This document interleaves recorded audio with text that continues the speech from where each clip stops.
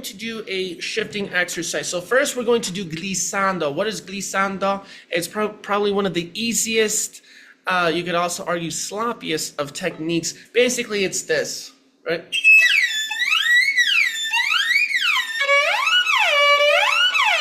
Right, you're just sliding up and down. Right, you're just sliding up and down. That's what a glissando is, right? Now, of course, there are more controlled glissandi in, written pieces and stuff, but in theory, that's basically what a glissando is. So all we're going to practice right now, let's start with our first finger on the A string, note B.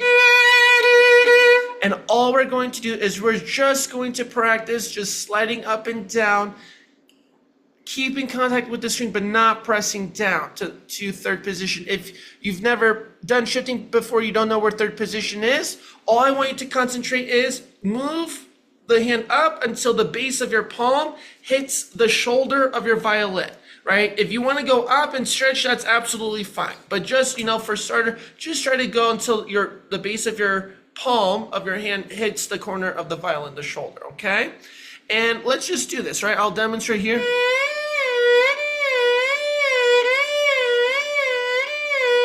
Right? That's what it is. So I'm going to mute myself here. We're going to give ourselves about 30 seconds or so to practice. Okay. Alrighty, awesome. Now, so remember, glissando, we're just sliding up and down. It should sound kind of like a trombone slide.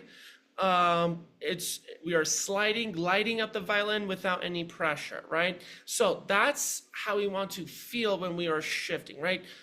Anything that how I teach in terms of my own personal pedagogy is that so much of it is about feeling, right? If it doesn't sound good, chances are it doesn't feel good. So this is where we're now going to start with the second finger specifically on the D string, F sharp. Everyone just take 5 seconds to play a nice F sharp on the D strings. Now our target is note A, second finger in third position on the D string.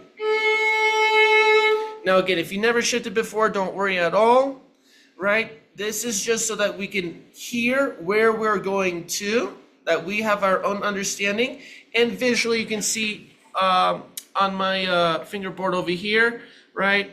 Generally about where our second finger would be.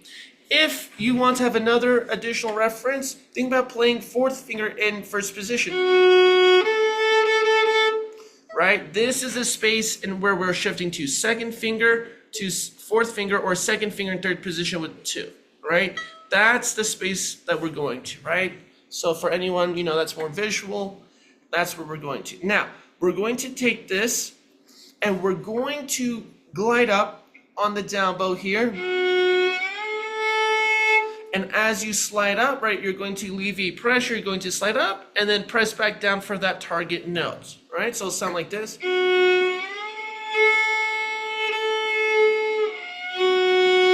And you do want to hear kind of that wispy, airy sound in between. That means that you have a good glissando in the middle, that you're moving without pressure. That's actually a good sign.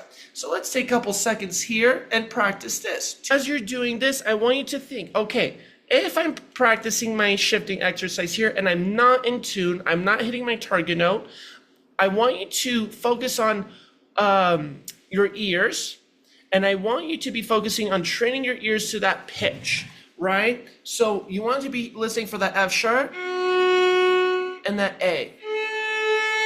Instead of playing with fourth finger A, you can also play open A, right? So a good way to check is when we're doing this, play a double stop, play with the open A string. See, how close am I? Am I too low? Am I too high? Or am I right on the spot?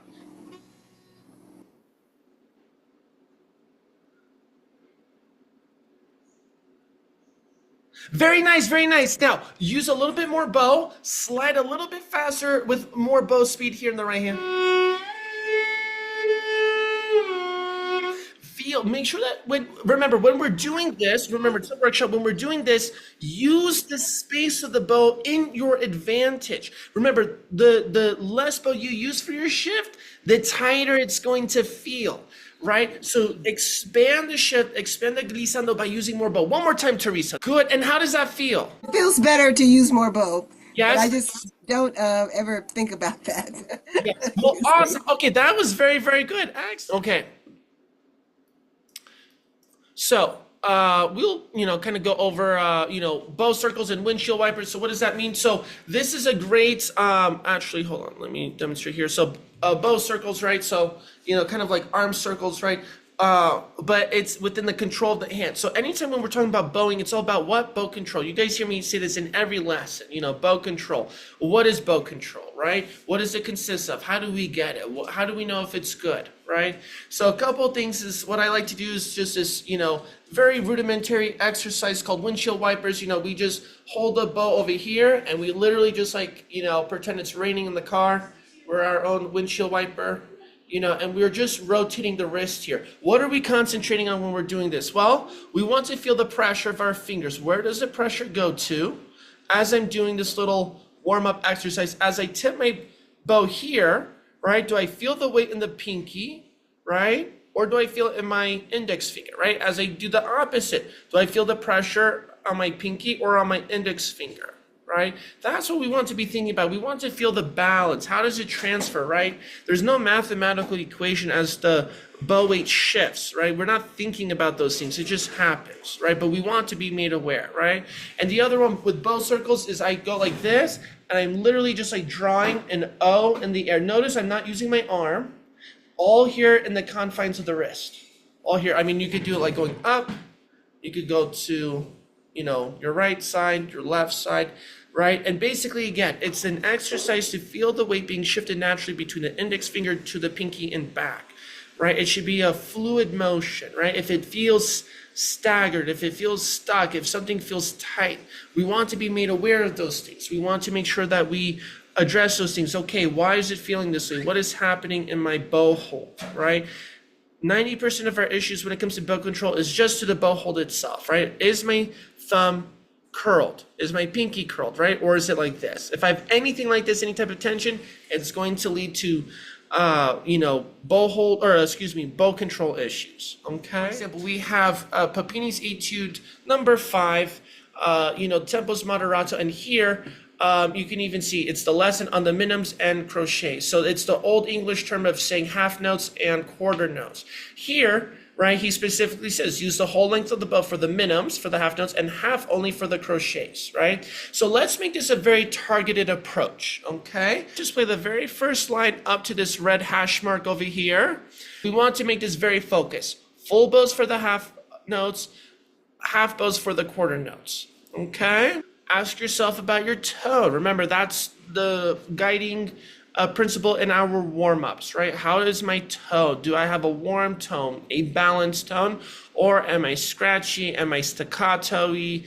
Am I compressing my bow? Is it crunchy, right? Think about that when working on this, first couple measures over here. So, when we're working on bow distribution, remember, it's the conscientious effort of knowing where we're playing with the bow, how much bow we're using, and am I balanced, right, in terms of the weights. And remember, 90% of that goes back to my bow hold, okay? Curved pinky, curved thumb, relaxed hand. Okay, so here I'm going to demonstrate again the first couple measures. And with this one, I'm going to be focusing on crescendos, decrescendos first, okay?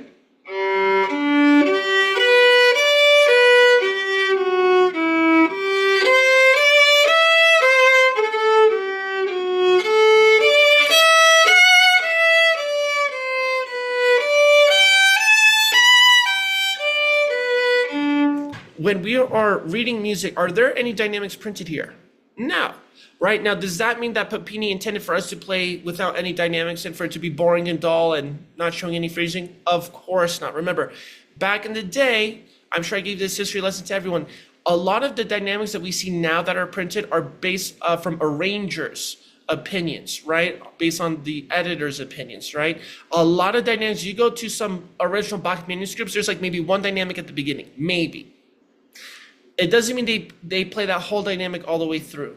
It was always artistically understood back in the day how to play these. What I'm referring to is that they base on the contour of the line, right? So basically we have a bunch of these mountain tops here. So as we get higher in terms of our pitch, we grow, crescendo. As we get lower, decrescendo, crescendo, decrescendo, so on and so forth, right? So basically, when we're reading music, that's what I want you guys to be privy to, right?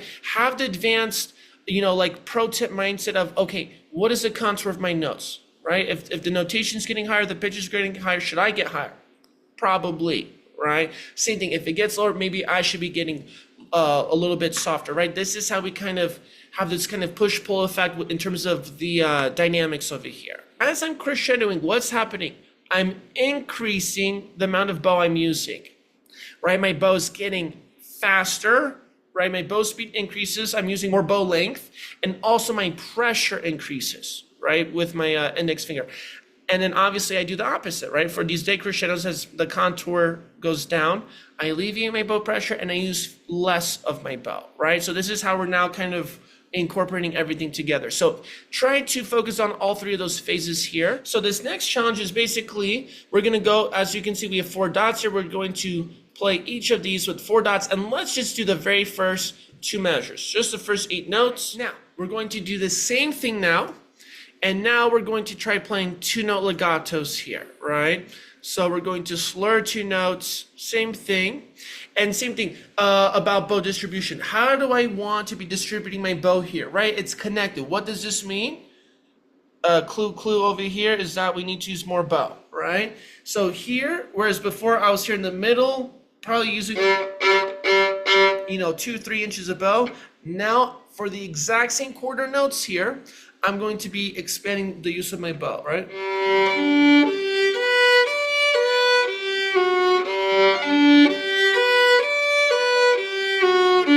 And the challenge is, how much bow can I use for my 2-note legatos here? So remember, with this bow distribution exercise between dynamics, crescendos, decrescendos, and legatos versus staccatos, the question is, what changes happen here? Right? What do I need to be aware of? Do I have any volunteers to answer that? And also, how did this go for you? Always good for me to use more bow. So I never really thought about like the staccatos only using a couple of inches and legatos using half a bow or a whole bow. So that makes a big difference, especially if you're, it's the same timing. So you've got to really move fast if you're going to use a lot more bow. So, and then if you're trying to control the dynamic and using more bow, you have to understand what's going on there. So that was a good point. I didn't think about staccatos just using a couple of inches of the bow.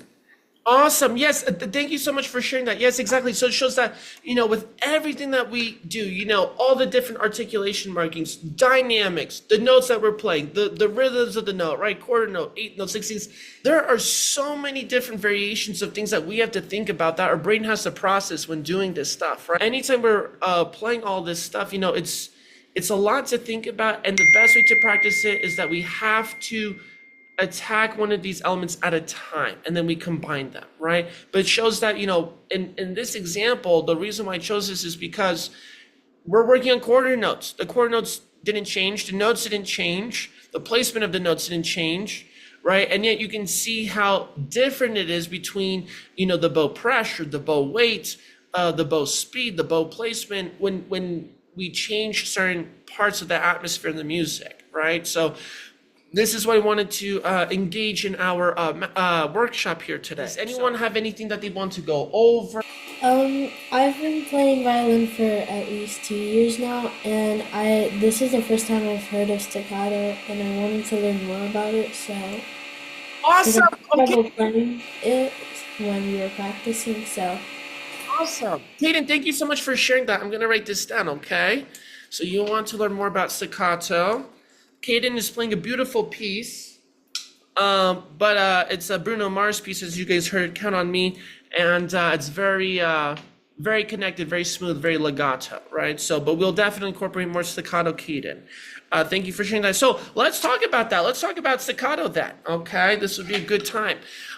I always like to say, staccato needs to be sticky, right? It needs to be on the bow, right? So here's a little challenge. Let's take 30 seconds right here.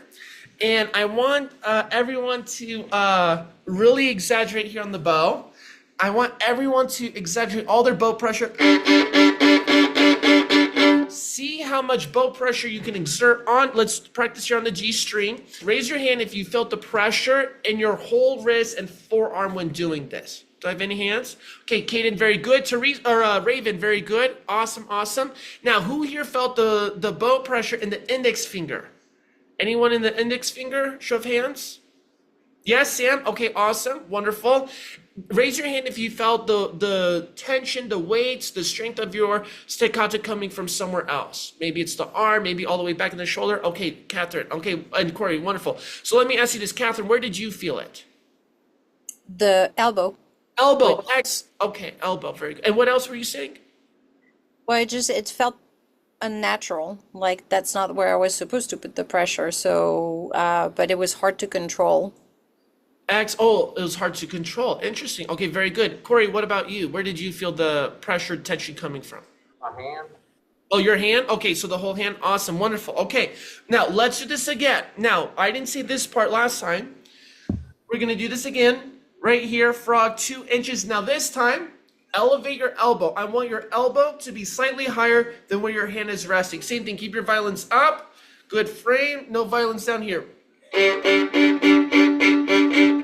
Good, okay.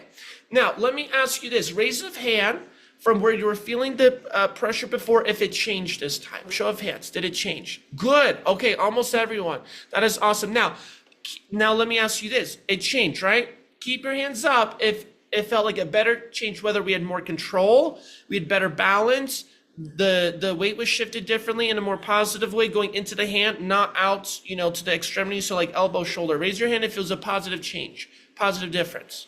Kaden, very good. Raven, very good. Okay, not for all of us. That's okay. That's okay. Now, we're going to try this.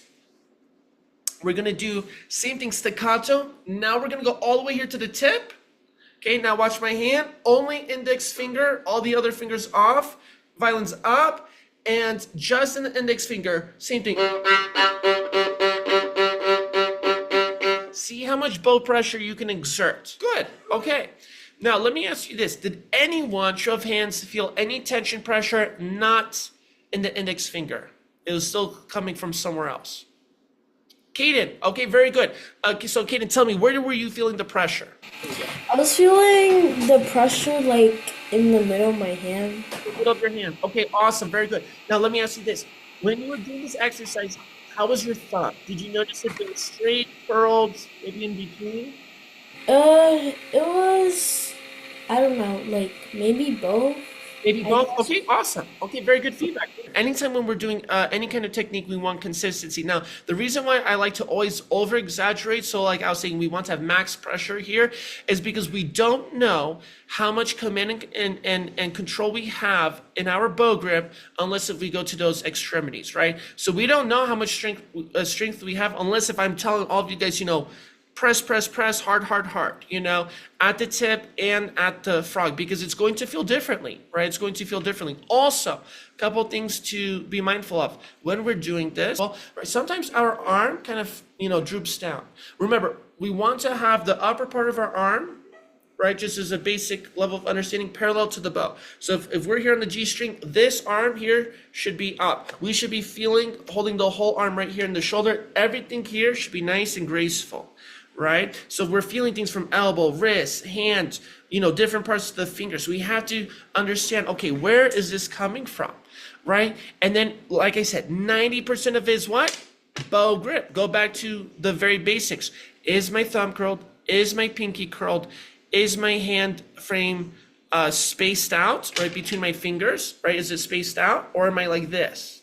Right? Or is my thumb like this? Right? So all of this stuff that we're learning here in this workshop, right? We want to always be analyzing ourselves, right, of our playing, listening to the tone, right? Anytime when I have troubles, I like to make it extra ugly and extra difficult myself, like I just demonstrated here, right? Because then from that point, it's easier for me to pull back and then to isolate, okay, where from the extremity to where I was before was my issue? Where was my problem? I know right here I was having this kind of issues. Okay, so that means something in between right here, something is happening to me, right? And it helps me to narrow it down so I can find it, zero it, and then correct. Well, take care, everyone, and I'll see you at the next one.